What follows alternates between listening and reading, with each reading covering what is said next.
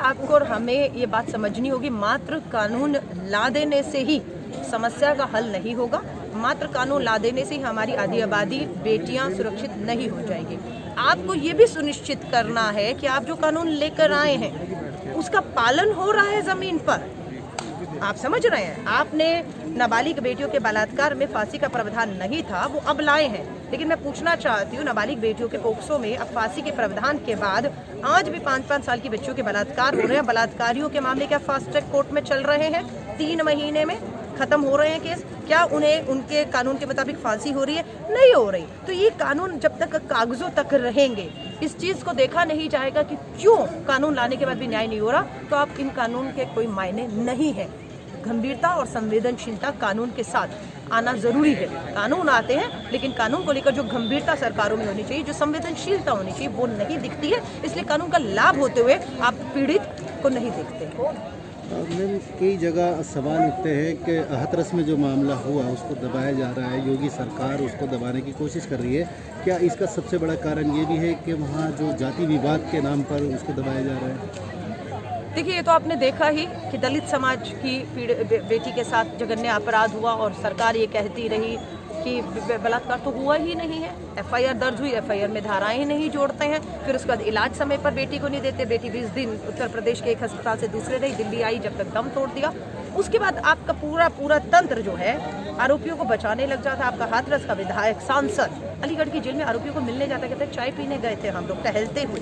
तो आप ये बात को समझिए कि जब ये सब होगा तो न्याय नहीं होगा, न्याय नहीं होगा। तो यहाँ पर साफ आप देख रहे हैं कि आपको लगातार इस मामले को यूं सड़कों पर उठाते रहना होगा, क्योंकि ये कहते हैं कि मामला तो कोर्ट में पहुंच गया, अब हम जांच तो हो रही है, अब हम क्यों बात यहाँ से आवाज़ उठा रहे हैं। मैं आपको बताती हूँ, 20-20 सालों से मामले निलंबित हैं अदालतों में, कोर्ट में सुनवाई नहीं है। लोग भूल गए उन केस को और पीड़िता और उसका परिवार आज भी कोर्ट कचहरियों के धक्के खा रहे हैं। निर्भया की माता का सबसे ताज़ा उदाहरण है, 7 साल लगे उस माँ को, वो तो पूरा लाइमलाइट में था, फिर भी 7 साल लगे फांसी के तख्ते पर। तो ऐसे तो कितने मामले हैं जो हमें मालूम ही नहीं, लेकिन धक्के खा रहे हैं। इसीलिए लगता है कि हाथरस के मामले को लगातार तब तक उठाए रखना बेहद जरूरी है जब तक दोषी फांसी के तख्तों पर पहुंच नहीं जाते हैं।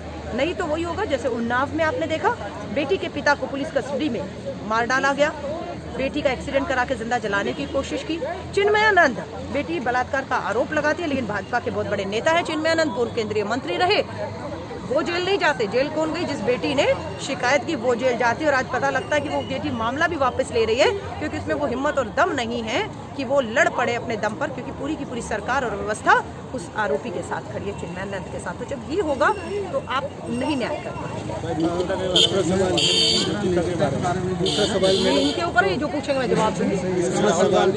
हाँ, बिल्कुल वही होता है, जो पूछा जाता है वो बोला। हाँ, आप जाइए राजस्थान के, हरियाणा के मुख्यमंत्री से पूछिए, एक सेकंड आप पूछिए, आपका हक है, आपको पूछना चाहिए।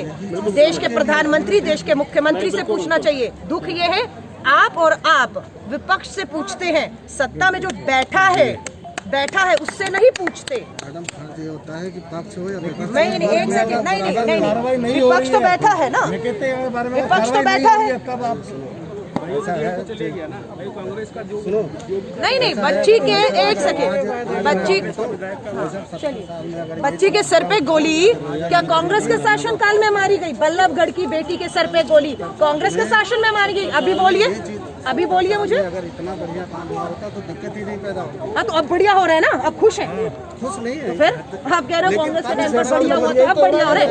ये कांग्रेस से बढ़िया है ना? नहीं, कोई बात नहीं, ना वो भी नहीं, बट उनका इंटरव्यू चल रहा है ना।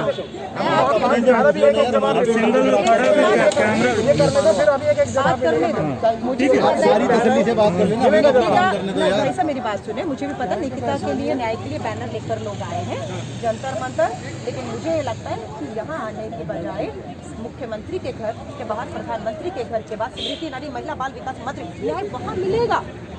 आप समझ रहे हैं? अलका लांबा कौन है? दिल्ली की एक आम नागरिक है। मुझे निकिता की बात उठाएंगे, फेसबुक उठाइए, ट्विटर उठाइए, मीडिया उठाइए, निकिता पे 1000 बार बोली। मैंने को भी लोग जानते हैं। मैं आपकी आपका स्मृति ईरानी को अरे भाई साहब एक मिनट यार रुक जाओ आप, कोई बात यहाँ काम चल रहा है, रुक जाओ एक मिनट। एक सेकेंड बात करने दीजिए उन्हें बात करने दीजिए। मेरी भाई साहब बात सुनिए। अगर मैं स्मृति ईरानी की जगह होती ना, देश की महिला बाल विकास मंत्री और मेरी सरकार है, आप मुझसे बिल्कुल हक था, पूछते और पूछते ही नहीं, न्याय मांगते। लेकिन आज तो मैं आप ही की तरह आपके साथ खड़ी हूँ।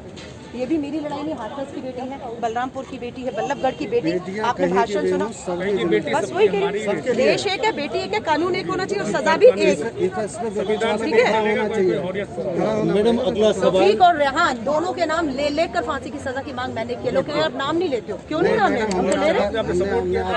आज तक में देखा होगा तो नाम लेकर फांसी की मांग की है मैंने ये देखा है और ये भी कहा फास्ट ट्रैक में कोर्ट में केस चलाइए, क्योंकि सबूत की जरूरत नहीं, सबूत सबने देख लिया है।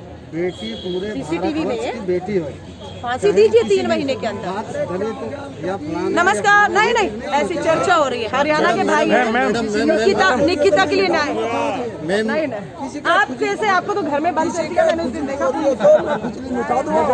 कैसे, आपको तो उस दिन मैंने आपके ऊपर ट्वीट किया आपका, हाँ मैंने बुलाया कि आपको बंदी बना दिया। और बताइए वो भी जयंती वाले दिन। आप तो हमेशा सोनिया गांधी जी के यहाँ पर पूरा उस दिन जाते हैं। उस दिन आपको सजा सुना दी आज कोर्ट में। क्या सजा सुना? डेमोलिशन के मामले में क्या सजा? क्या 1 साल की सजा। नहीं, कांग्रेस कहाँ खामोश थी? कांग्रेस तो 2 कदम आगे बढ़कर मकान बना रही थी। राजीव आवास योजना के तहत हमने मकान बनाकर तैयार कर दिए। जब चाबी देने की बात आई, उन घरों की चाबी देने की, गरीबों को समय आया तो सत्ता की चाबी हमारे हाथ से केजरीवाल के हाथ में चली गई। अब आए केजरीवाल, हम तो कहते सिर्फ चाबी देनी है, मकान तो हम बना कर दे गए। लेकिन आप भाजपा और आम आदमी दोनों गरीब के कंधों पर जो है अब वो अपनी राजनीतिक रोटियां सेक रही है। केंद्र में वो है, दिल्ली में आप है, मकान हमने बना के दे दिया राजीव आवास योजना के तहत। आप चाबी सौंपिए और हम बिल्कुल बेघर नहीं होने देंगे। इसलिए नहीं क्योंकि आपका नारा था। कोर्ट कौन गया? कोर्ट, सुप्रीम कोर्ट कौन गया? कांग्रेस के नेता गए। राहत किसने मांगी? कांग्रेस ने मांगी। कांग्रेस के कहने पर राहत मिली है। अब वो जो समय मिला है कोर्ट से, उसका सदुपयोग करे ना केंद्र की और दिल्ली की केजरीवाल सरकार। और बिल्कुल वही तो मैं कह रही हूँ, हमने जो किया है वो सब जानते हैं। ये जो दिल्ली आज आप देख रहे हैं ना, फ्लाईओवर, मेट्रो, सड़कें, ग्रीन दिल्ली हुआ करती थी, नारा था एक टाइम पर। आज जहरीली हवा में हम सांस ले रहे हैं। पानी यमुना का आप जाकर देख आइए। कोरोना के महामारी में सबसे ज्यादा मामले हो चुके हैं, ICU बेड खत्म हो चुके हैं। और केजरीवाल जी अपना जो है बस अपने ही जश्न में, उनको पता, उनको कोई अभी इस साल चुनकर आए, 5 साल कुछ नहीं करेंगे।